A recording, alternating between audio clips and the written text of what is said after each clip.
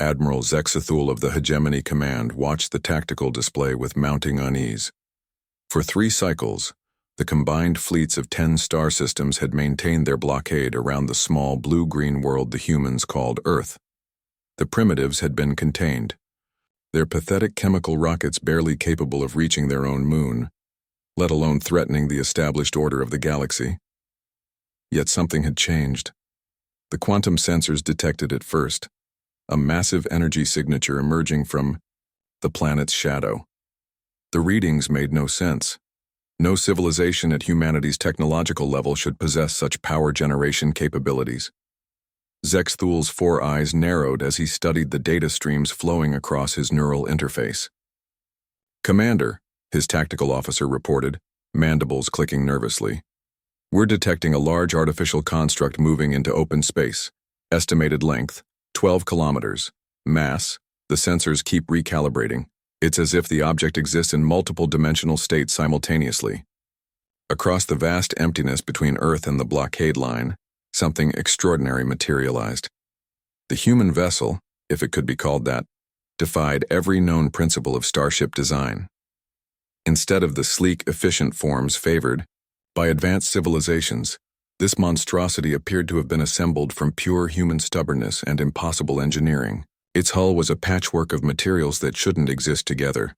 Crystalline matrices that hummed with contained stellar energy, metallic composites that seemed to absorb light itself, and sections that appeared to phase in and out of visible reality. Massive weapon emplacements jutted from its surface like the spines of some ancient predator, each one easily the size of a hegemony destroyer.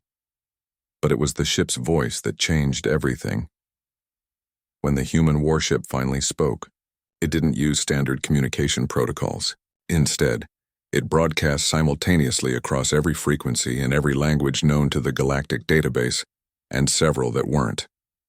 The voice was unmistakably human, calm, almost conversational, with an undertone of something that made seasoned warriors across 10 star systems pause in recognition. "Greetings," the voice said, echoing through the bridge of every ship in the blockade. "This is the UHSV Indomitable Will, representing the United Human Colonial Defense Initiative. We've noticed you've been camping outside our home for quite some time. We thought it was time to introduce ourselves properly." Admiral Zexthul felt his breathing spiracles constrict. The humans had developed faster-than-light communication technology seemingly overnight, but that wasn't what sent ice through his circulatory system. It was the casual, almost friendly tone that carried beneath it the promise of absolute annihilation. "You will surrender immediately," Zexathul broadcast back, trying to project the authority that had cowed 100 worlds. "Your species has been deemed a potential threat to galactic stability. Submit to processing and your deaths will be swift." The human ship's response was laughter. Not the bitter laughter of the desperate, nor the mad cackling of the doomed, but the warm, genuine amusement of someone who had just heard a particularly entertaining joke. "That's adorable," the voice replied. "You see, Admiral, and yes, we know who you are, Zexthul of the 3rd Spiral Campaign, victor of Proxima Hercules, and, incidentally, destroyer of 47 billion sentient beings. You've made a fundamental error in your calculations." The tactical displays across the blockade fleet began showing impossible readings. The human ship wasn't just moving. It was existing in multiple positions simultaneously, probability clouds of potential locations that violated every law of physics the hegemony understood. "Your species," the human continued, "has spent the last 1,000,000 years perfecting the art of war through superior firepower and tactical doctrine. Very impressive. You've built ships that can crack planets, weapons that can ignite stars, and you've used them to create an empire spanning half the galaxy."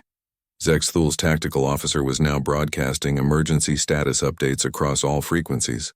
Ships throughout the blockade were reporting system failures not from attack, but from their own computers attempting to process sensor data that defied analysis. "But you see," the human voice continued, taking on an almost educational tone, "you made one crucial mistake. You assumed that advanced warfare was about having the biggest gun or the most sophisticated strategy. You never considered that maybe, just maybe, the most dangerous thing in the universe isn't superior technology or ancient wisdom. The human ship began to change. Its hull configuration shifted, weapon systems that had been dormant suddenly, blazing to life with energies that registered off every known scale. But more terrifying than its obvious power was what the enhanced sensors were now detecting. The ship wasn't alone. Throughout the solar system, previously invisible craft were decloaking, not dozens but thousands, each one as impossibly advanced as the first. The most dangerous thing in the universe, the human said, is a species that's really, genuinely, creative about killing things.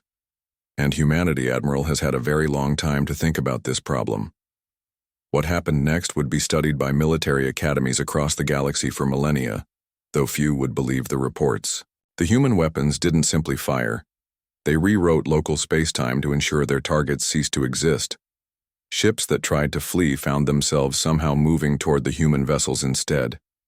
Defensive shields designed to deflect any known energy simply absorbed the human weapon's output until the attacking energy became part of the shield itself, then turned inward. But the most terrifying aspect wasn't the technology, it was the precision.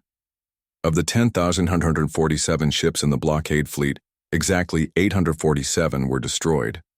The remaining 10,000 found themselves completely disabled, their crews unharmed, but their vessels as powerless as drifting debris. In less than 18 minutes, the combined might of 10 star systems had been neutralized by a single human warship that shouldn't have existed. Now then, the human voice continued pleasantly, we'll be keeping your remaining ships as evidence of your aggressive intentions. Your crews will be returned to your respective governments with a message. Earth is under human protection now. Any future visits should be arranged through proper diplomatic channels. Admiral Zex Thule, floating in his disabled command chair as emergency power flickered through his bridge, realized that the galaxy had just encountered something unprecedented, a species that had weaponized not just their technology, but their very imagination. The first human warship had spoken, and in doing so had announced that humanity was no longer hiding among the stars. They were claiming them.